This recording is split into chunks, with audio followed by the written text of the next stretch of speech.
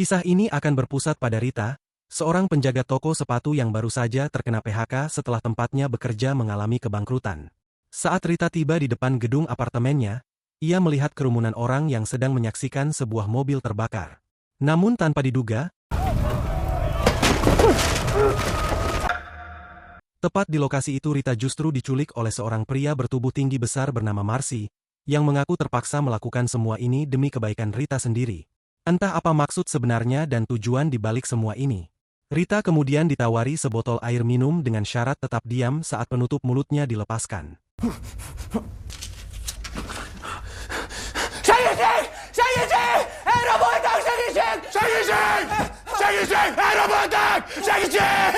Namun begitu penutup itu dibuka, Rita langsung berteriak sekuat tenaga. Karena terus melawan dan tidak menunjukkan sikap kooperatif, Marcy akhirnya memutuskan tidak mengizinkannya minum, lalu menyuruh Rita memikirkan kembali tindakannya tersebut. Beberapa waktu berlalu, Marcy kembali datang untuk memeriksa keadaan Rita. Berbeda dari sebelumnya, kali ini Rita bersikap lebih kooperatif dan mulai bertanya mengapa dirinya sampai diculik. Marcy pun menjawab, "Kami tidak menculikmu. Kami hanya membawamu pulang. Kamu sudah terlalu lama tersesat di luar sana sampai melupakan keluargamu sendiri, termasuk aku, adikmu." Marcy mengatakan bahwa nama asli Rita sebenarnya adalah Sylvie Arpad. Entah semua itu benar adanya atau hanya bagian dari sebuah sandiwara. Rita berusaha meyakinkan Marcy bahwa mereka telah salah menculik orang. Namun dengan keyakinan penuh, Marcy menegaskan bahwa ia sangat mengenal saudara perempuannya sendiri dan terus meminta Rita, atau yang ia sebut Sylvie, untuk mengingat kembali siapa dirinya sebenarnya.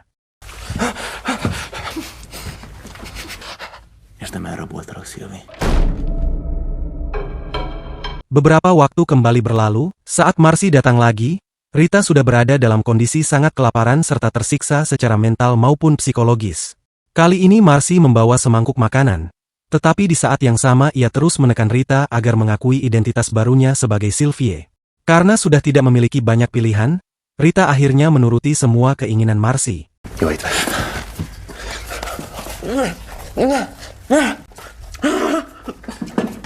Setelah selesai makan, ia diminta mandi lalu mengenakan gaun lama bergaya klasik yang disebut sebagai milik Sylvie. Rita juga diberikan sebuah buku harian peninggalan Sylvie yang harus dibaca sekaligus dihafalkan seluruh isinya. Seolah-olah ia dipaksa menjadi Sylvie yang baru bagi Marcy dan seluruh keluarganya.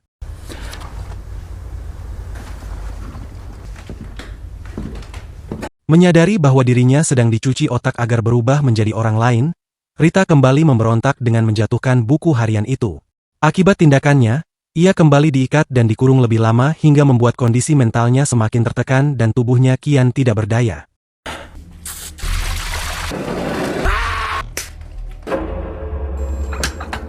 Entah sudah berapa lama Rita terkurung di tempat itu, akhirnya ia menyadari bahwa satu-satunya jalan untuk mengakhiri semua penderitaan tersebut adalah menerima identitas barunya sebagai Sylvie.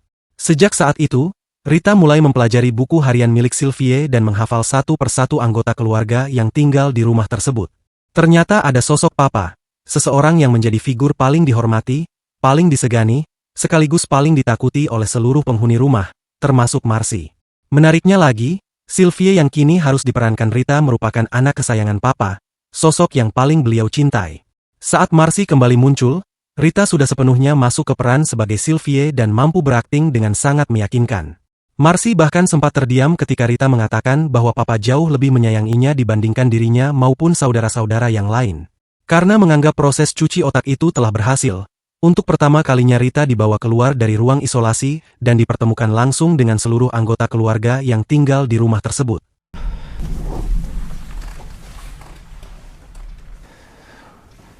Sekarang, mari berkenalan dengan setiap anggota keluarga di rumah ini. Yang pertama adalah Miklos, sang kakak laki-laki tertua, bersama istrinya yang bernama Yuli dan putra mereka yang masih kecil, Ivan. Berikutnya ada sang paman bertubuh gempal. Lalu tentu saja ada Marcy, adik laki-laki yang bisa dibilang menjadi sosok paling kuat di keluarga ini. Dan yang terakhir adalah Anna, adik perempuan sekaligus si bungsu. Di tengah kesempatan itu, Anna tiba-tiba berbisik kepada Rita bahwa pintu belakang sengaja dibiarkan terbuka. Tanpa berpikir panjang, Rita langsung berlari mencoba melarikan diri dari rumah tersebut. Namun harapannya langsung pupus. Tidak ada jalan keluar sama sekali. Semua jendela menggunakan kaca yang sangat tebal, sedangkan satu-satunya pintu keluar terbuat dari baja berlapis yang nyaris mustahil untuk dibobol.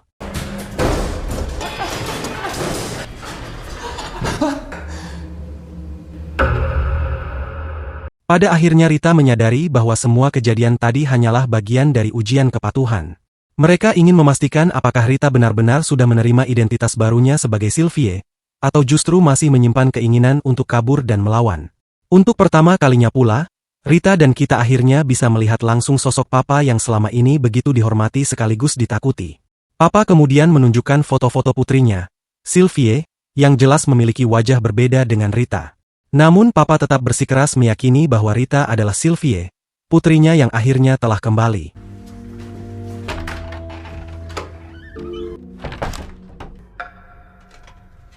Saat berada di dapur, Rita mulai menyadari kemungkinan bahwa Papa mengalami gangguan akibat trauma karena belum mampu menerima kepergian Sylvie. Itulah sebabnya Marcy bersama saudara-saudaranya berusaha membahagiakan Papa dengan menculik Rita dan menciptakan cerita seolah-olah Sylvie baru saja kembali setelah sekian lama menghilang. Karena memahami keadaan tersebut, Rita akhirnya bersedia membantu keluarga itu dengan berpura-pura menjadi Sylvie. Namun sebagai syarat, ia meminta agar diizinkan pulang terlebih dahulu ke rumahnya dan berjanji akan datang kembali kapanpun mereka membutuhkannya. Karena menganggap Rita masih belum menunjukkan sikap kooperatif, Marcy menghukumnya dengan memaksa Rita bersama anak yang kebetulan berada di sana memakan spaghetti yang sudah terjatuh ke lantai.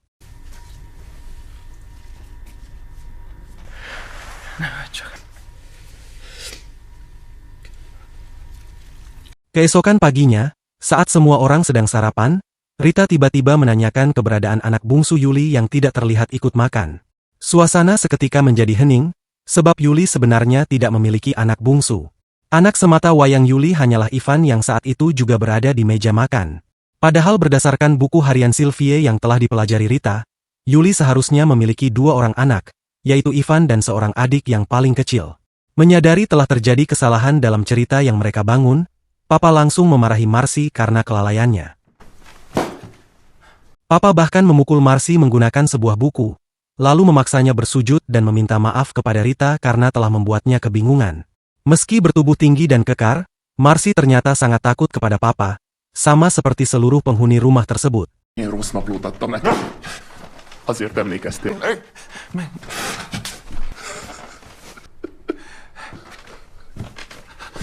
Sejak memutuskan menerima identitas barunya sebagai Sylvie, Rita diperlakukan layaknya pembantu di rumah itu.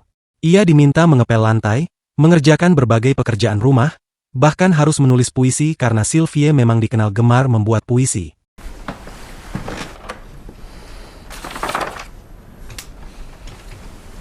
Semakin lama tinggal di sana, Rita mulai menyadari bahwa Marcy, Miklos, Anna, Yuli, Ivan, dan seluruh penghuni rumah sama sekali tidak pernah diizinkan keluar. Entah apa penyebabnya, tidak seorang pun berani melawan ataupun mempertanyakan aturan tersebut. Karena penasaran, Rita mencoba mencari tahu kepada Miklos mengenai pekerjaan Papa yang sebenarnya. Miklos menjelaskan bahwa Papa adalah seorang pebisnis sekaligus investor yang memiliki pengaruh sangat besar di lingkungan sekitar. Berkat itu, tanpa harus meninggalkan rumah, seluruh kebutuhan mereka selalu tersedia. Sampai di titik inilah Rita akhirnya memahami sebuah kenyataan yang mengejutkan. Marcy, Anna, Yuli, Miklos, Paman, bahkan Ivan yang masih kecil ternyata bukan anak kandung Papa. Sama seperti Rita, mereka semua adalah korban penculikan yang telah dicuci otaknya dan dipaksa menjalankan peran masing-masing hanya demi satu tujuan, yaitu membuat Papa merasa bahagia. Berbeda dengan Rita, mereka sudah terlalu lama tinggal di rumah itu hingga keinginan untuk kabur ataupun memberontak benar-benar telah hilang. Demi memastikan dugaannya, Rita mulai mendekati mereka satu persatu. Ia berbicara dari hati ke hati dengan Anna, Yuli, Miklos, dan sang paman pada waktu yang berbeda. Dari percakapan itulah Rita akhirnya membuktikan bahwa seluruh penghuni rumah tersebut memang korban penculikan Papa. Mereka telah dicuci otaknya hingga menjadi patuh, tunduk, takut, dan sama sekali tidak berani melawan ataupun menentang keinginan serta aturan yang dibuat Papa.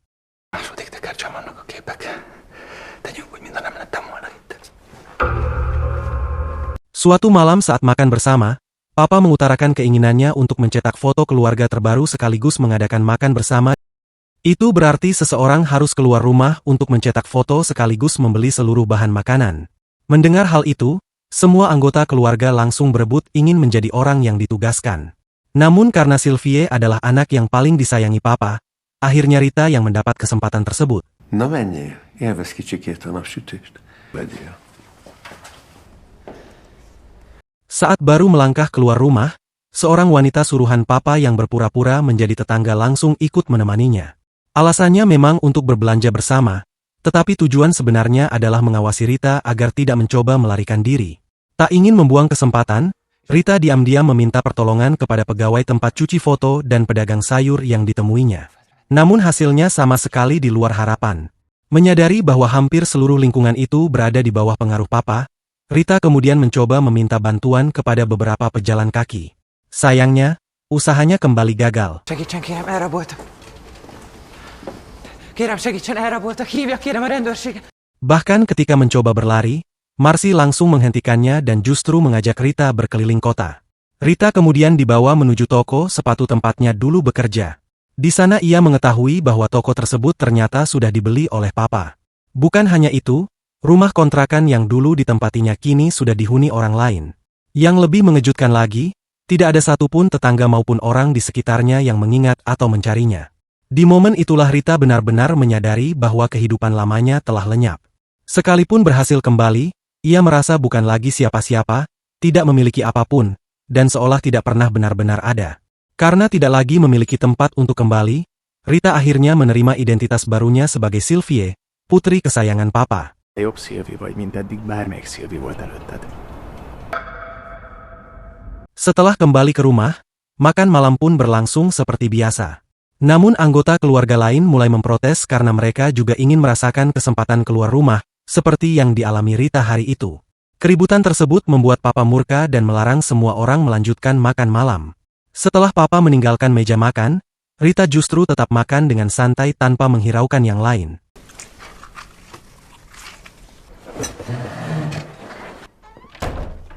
Sejak benar-benar menerima perannya sebagai Sylvie, Papa memutuskan untuk memberinya sebuah hadiah berupa pasangan hidup.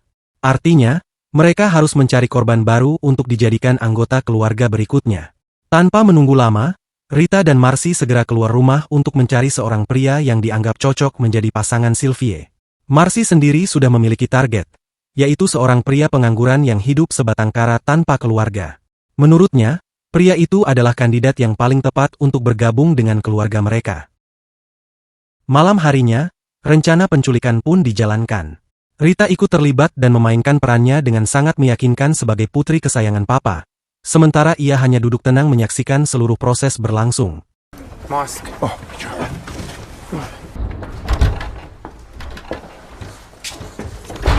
Setelah korban berhasil dibawa ke ruang isolasi yang kedap suara, Rita dan Marcy menggunakan cara yang sama seperti sebelumnya, yaitu meminta pria tersebut tetap tenang dan tidak berteriak. Namun di luar dugaan, pria tersebut ternyata mengenal Rita karena pernah membeli sepatu di toko tempatnya bekerja. Situasi ini langsung menjadi masalah besar, sebab proses cuci otak dan penanaman kepatuhan akan jauh lebih sulit dilakukan terhadap dua orang yang saling mengenal.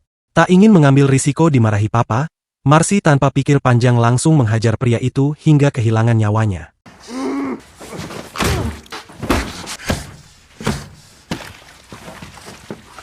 Di tengah kepanikan tersebut, Rita justru menampar Marcy karena dianggap ceroboh saat memilih calon korban.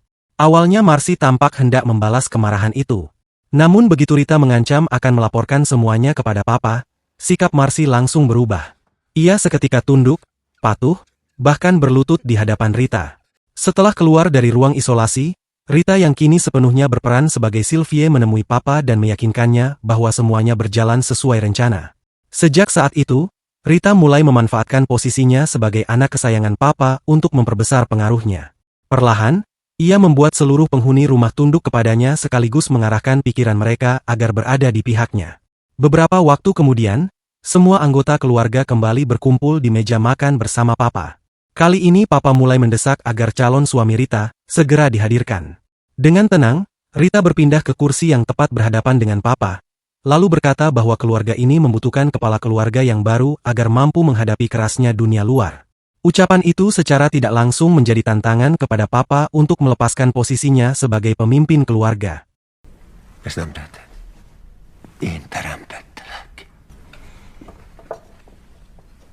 Di akhir perkataannya, Rita menegaskan bahwa dirinya adalah Sylvie Arpad, pewaris sah keluarga Arpad, dan mengaku tidak mengenal siapa pria tua yang kini duduk di hadapannya.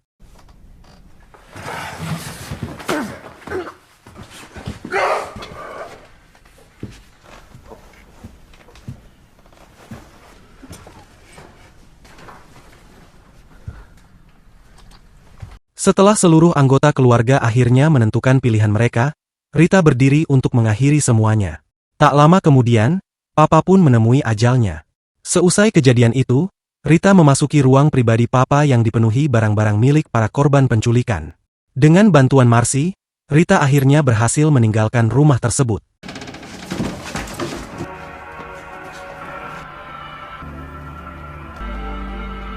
Setelah berlari cukup jauh, Rita berhenti di sebuah lorong stasiun yang sepi. Di sana ia melihat beberapa gelandangan yang memang hidup bebas. Di momen itulah Rita menyadari bahwa kebebasan tidak selalu membawa kebahagiaan. Sebagaimana kebahagiaan juga tidak selalu lahir dari kebebasan sepenuhnya.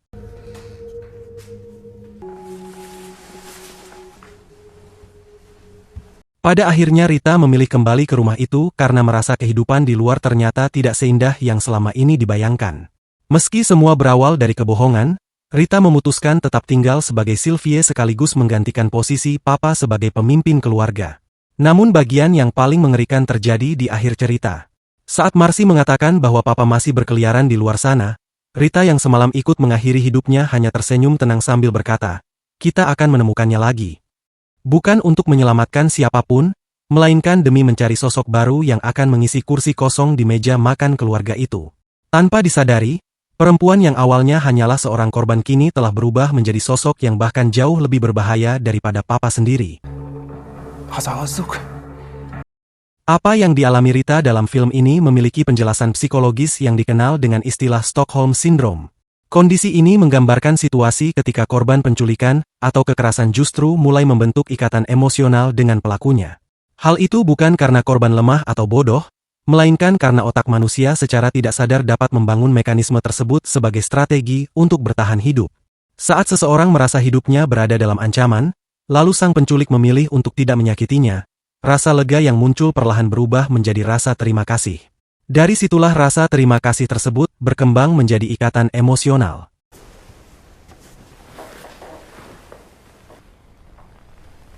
Pesan yang dapat kita ambil dari film ini adalah, ketika seseorang terlalu lama hidup di dalam kegelapan, pada akhirnya ia tidak lagi mencari cahaya. Ia justru mulai merasa nyaman dan membangun kehidupannya di sana. Ingat, jiwa yang kehilangan jati dirinya tidak selalu dirampas secara paksa. Terkadang ia menghilang perlahan, sedikit demi sedikit, hingga akhirnya digantikan oleh identitas baru yang terasa lebih mudah untuk dijalani. Terima kasih untuk semua yang sudah menonton, jangan lupa like, komen, share dan subscribe. Jika kalian menyukai video ini dan sampai jumpa di video berikutnya.